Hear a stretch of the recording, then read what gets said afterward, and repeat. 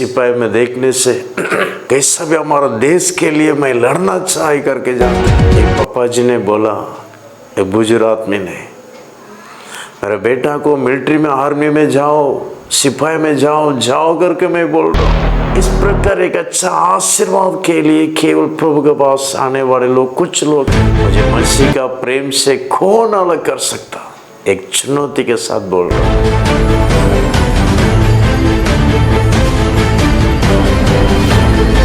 सभी को जय मसीह की। आज आपके लिए परमेश्वर का वचन को मैं आपको बताने के लिए चाहता हूँ। दूसरा तीमुथी का दूसरा अध्याय और 4 और 5। दूसरा तीमुथी 2 का 4 और 5। जब कोई योद्धा लड़ाई पर जाता है तो इसलिए कि अपने भर्ती करने वाले को प्रसन्न करे, अपने आप को संसार के कामों में नहीं फंसाता। फिर अखाड़े में लड़ने वाला यदि विधि के अनुसार न लड़े तो मुकुट नहीं पाता। मेरे प्रिय लोगों, इसमें इस प्रकार लिखा हुआ है, अगर विधि के अनुसार नहीं लड़ा तो मुकुट नहीं पाता है। तीमुथी को लिखा हुआ पत्र इसी प्रकार है, अगर विधियों के अनुसार नहीं लड़ा तो मुकुट नहीं पाता है। मेरे प्रिय लोगों, हमारा प्रभु यीशु मसीह ने कहा, मैं जैसा जय पाया हूँ वैसे जय पाए लोगों को मैं सिंहासन भी देगा और मुकुट भी मिल जाएगा। अगर सिंहासन मिलेगा तो जरूर मुकुट हमारे लिए मिलेगा। मेरे प्रिय लोगों, हमारा जीवन में कभी कभी विधि को या कानून को हम उल्लंघन कर देते हैं। इस संसार में चलने के लिए, एक गाड़ी चलाने के लिए, एक एक व्हीकल के लिए एक एक कानून रखा है। अगर उस कानून को हम फॉलो नहीं करने से, कानून के अनुसार अगर हम बाइक या कार नहीं चलाने से, पुलिस वाले लोग पकड़कर हमको फाइन कर देते हैं। मेरे प्रिय लोगों, आप सभी लोगों को ये बात मालूम है, मैं आपको वर्णन करने के लिए मैं नहीं चाहता हूँ, लेकिन परमेश्वर के लोगों को भी एक कानून है। मसीह का लोग कैसा जीना है, क्या करना है, क्या नहीं करना है। मेरे प्रिय लोगों, इसलिए पवित्र शास्त्र हमारे लिए दिया हुआ है। इस वचन को पढ़ना है, इस वचन के अनुसार हम जीने के लिए अर्पण करना है। हमारा मन में एक इच्छा इस हमेशा बोलते रहना चाहिए कि प्रभु के वचन के अनुसार में जीना है। मेरे प्रिय लोगों, यही मसीह का लोगों के लिए दिया हुआ विधि या कानून इसमें है, पवित्र शास्त्र में है। पूरा कानून इस संसार में रहने के समय में जो करना है, जो नहीं करना है, जो बोलना है, जो नहीं बोलना है। मेरे प्रिय लोगों, अगर इसी प्रकार हम करने से जरूर हमारे लिए परमेश्वर ने जो तैयार कर रहा है, या स्वर्ग राज्य और मुकुट और सिंहासन सब हम पा सकते हैं। मेरे प्रिय लोगों, इस संसार में देखिए, सिपाही लोग भर्ती कर रहे हैं, उनको एक एक जगह में ड्यूटी दिया जाता है।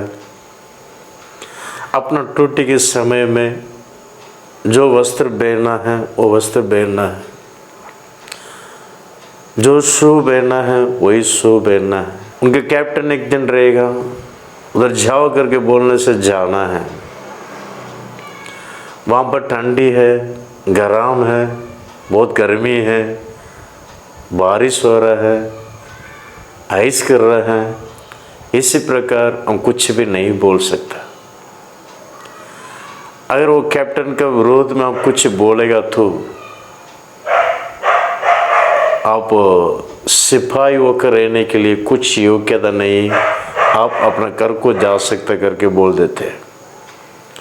मेरे प्रिय लोगों, वैसे ही इस वचन का अनुसार अगर हम नहीं चला तो, अगर हम नहीं जिया तो स्वर्ग राज्य में प्रवेश नहीं कर सकता करके हमारा विवेक या हमारा अंदर रहने वाला पवित्र आत्मा बोलते रहेगा।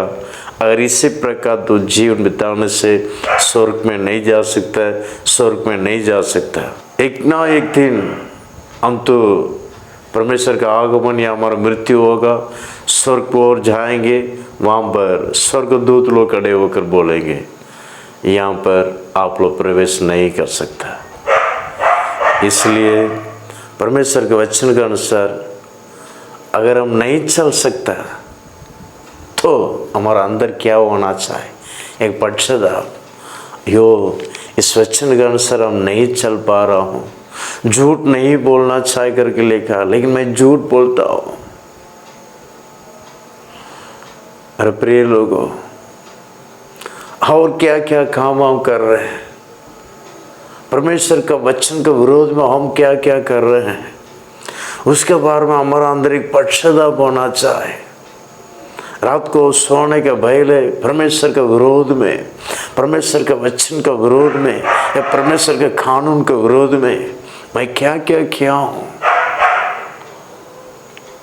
वो सब आप लोग सोने के पहले अपना मन में लेकर आकर प्रभु के सम्मुख में रखिए।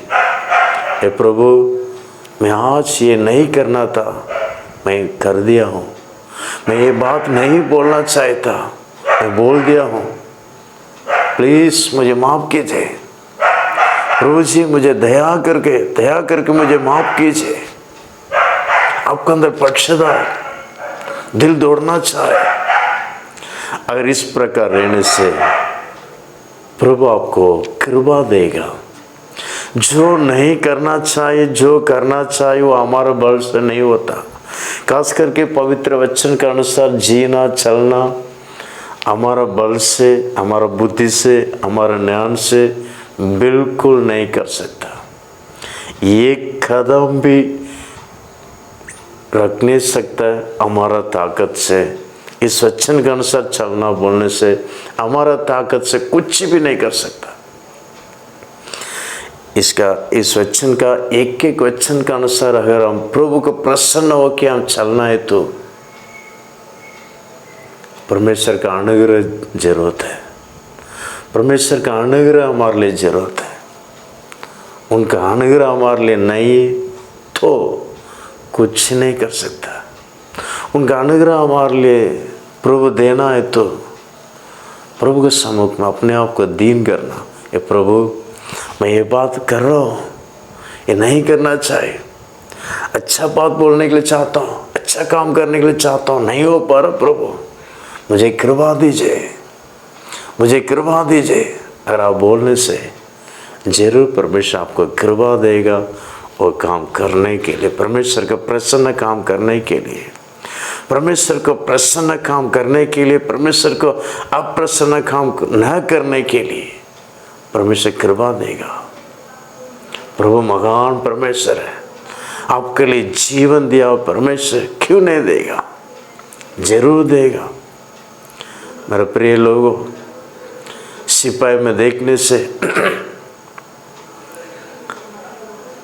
बहुत सारे लोग हमारे देश के लिए मैं मरने से भी कोई बात नहीं, कैसा भी हमारा देश के लिए मैं लड़ना चाहे करके जाते हैं। लेकिन कुछ लोग मैं मरने से भी मुझे बेनिफिट या कुछ लाभ मिलेगा। एक पापा जी ने बोला, एक बुजुर्ग आदमी ने, मेरे बेटा को मिलिट्री में, आर्मी में जाओ, सिपाही में जाओ करके मैं बोल रहा हूँ, लेकिन नहीं जा रहा पास्टर। उधर जाके कुछ उसको हो गया तो भी उनका मिसेस, उनके बच्चे, सबको सरकार मदद करेगा। हाँ, देखिए कुछ आशीषों को पाने के लिए चाहते हैं कुछ लोग, वैसे ही परमेश्वर के सम्मुख में कुछ लोग आते हैं, प्रभु यीशु मसीह मुझे चंगा देगा, मुझे आशीर्वाद करेगा, मेरा बिजनेस का आशीर्वाद करेगा, मेरे कामों का आशीर्वाद करेगा, कामों में ऊंचा बद प्रभु देगा, पढ़ाई अच्छा से पढ़ाई कर सकते हैं, अच्छा एक ऊंचा प्रमोशन मिलेगा। इस प्रकार एक अच्छा आशीर्वाद के लिए केवल प्रभु के पास आने वाले लोग कुछ लोग हैं। मेरे प्रिय लोगों, आप लोग किस प्रकार झुंड में रहते हैं, अपने आप को फर्क कर देखिए। आशीर्वाद के लिए प्रभु के पास आते हैं या प्रभु के साथ ही साथ कितना दुख, कितना मुसीबत, कितना क्लेश, कितना वेदना, कितना निंदा, हानि पर भी मैं प्रभु यीशु को नहीं छोड़ूंगा। इस प्रकार अगर आप लोग है क्या, अपने आप को फर्क कर देखिए, किस प्रकार झुंड में आप लोग हैं। मेरे प्रिय लोगों, सिपाही वाले लोगों को अगर युद्ध में गया तो वापस नहीं आ सकता, एक मृत्यु एक जय, नहीं तो जय। वैसे ही यीशु को पकड़ लीजिए, प्रभु आपको इस संसार में भी आशीष के साथ रखेगा, स्वर्ग में भी आपको एक ऊंचा स्थान मिलेगा। चिंता मत कीजिए, प्रभु यीशु आपको प्रेम करता है। मेरे प्रिय लोगों, केवल इस संसार का आशीष के लिए प्रभु का पास मत आए, प्रभु को पकड़ लीजिए। इसलिए संत पौलुस ने बोला, क्या क्लेश या दुख या मुसीबत, क्या कंगाल, क्या उपद्रव, क्या नंगा, जो कुछ हो, मुझे मसीह का प्रेम से कौन अलग कर सकता। एक चुनौती के साथ बोल रहा। मेरे प्रिय लोगों, इन दिनों में बहुत सारे लोग मसीह से दूर हो जाते हैं। थोड़ा दुख, थोड़ा बीमार, थोड़ा कष्ट, क्लेश, उपद्रव, निंदा आने से मसीह को छोड़ के दूर हो जाते हैं। आप लोग किस प्रकार लोग हैं? केवल आशीर्वाद लेने के लिए आए हुए लोग हैं क्या, या मसीह के लिए दुख, निंदा, कुछ भी होने दो, सहने के लिए आप लोग आए क्या? अपने आप को जांच करके देखिए, आप सचमुच एक सिपाही है क्या, नहीं तो झूठा जिपाही बोलने से आशीर्वाद के लिए, इस संसार का आशीर्वाद के लिए। मेरे प्रिय लोगों, हमको दोनों जरूरत है। इस संसार का आशीर्वाद भी आपको जरूरत है, स्वर्ग के आशीर्वाद भी आपको जरूरत है। मेरे प्रिय लोगों, प्रभु यीशु को पकड़ लीजिए। दुख मुसीबत जो कुछ होने दो, प्रभु को छोड़ो मत। थोड़ा दिन आपको दुख होगा या 2 महीना आपके लिए क्लेश हो सकता है, निंदा का मार्ग में प्रभु ले जाएगा, दुख मत हो जाए। प्रभु यीशु को पकड़ लीजिए, और दुख खुशी से बदल जाएगा, आनंद से बदल जाएगा, आशीर्वाद से बदल जाएगा। जो लोग आपको निंदा करते हैं उन्हीं लोग आपको आदर करेंगे। मेरे प्रिय लोगों, कितना कष्ट होने दो, प्रभु को छोड़ो मत। प्रभु महान परमेश्वर है, आपके लिए जीवन दिया परमेश्वर, आपको इतना प्यार करता। मेरे प्रिय लोगों, कष्ट, दुख, मुसीबत करके प्रभु यीशु को दया करके छोड़िए मत, उनको पकड़ लीजिए, दृढ़ मन से पकड़ लीजिए। प्रभु यीशु आपको आशीष करेगा। उदास मत हो जाए, इतना कष्ट, इतना क्लेश, मैं क्या करूं प्रभु, दुख मत हो जाए। प्रभु यीशु आपके साथ है, आपको हाथ नहीं छोड़ेगा। आपको बुलाए हुआ परमेश्वर जीवित है। आप लोग सोचेंगे मुझे ही इतना कष्ट है, मुझे इतना क्लेश है। मेरे प्रिय लोगों, एक एक परिवार में आप जाके देखिए, पूछिए, हर एक परिवार में गरीब से अमीर से पूछिए, सभी लोग कुछ ना कुछ बोलेंगे, मेरे परिवार में ऐसा कष्ट है, जरूर बोलेंगे। मेरे प्रिय लोगों, मेरा कष्ट ही बढ़ा करके मत सोचिए। सबका घर में कष्ट है, लेकिन परमेश्वर के पास कृपा मांगिए, प्रभु मुझे कृपा दीजिए।